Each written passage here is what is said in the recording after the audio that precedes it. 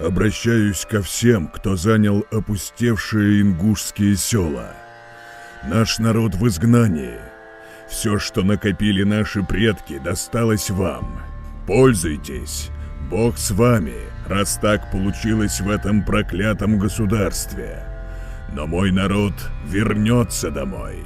Обязательно вернется. Помните это. И для вас, чужаков, я издаю декреты. Могилы не трогайте.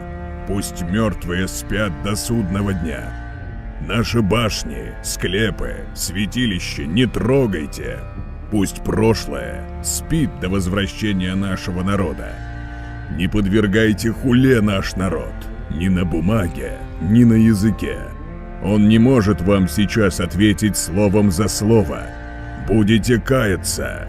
На нас, ингушских абреков, не доносите. Мы ходим по своей земле. Когда наши люди вернутся домой, уходите туда, откуда вы пришли. Тихо и без скандала.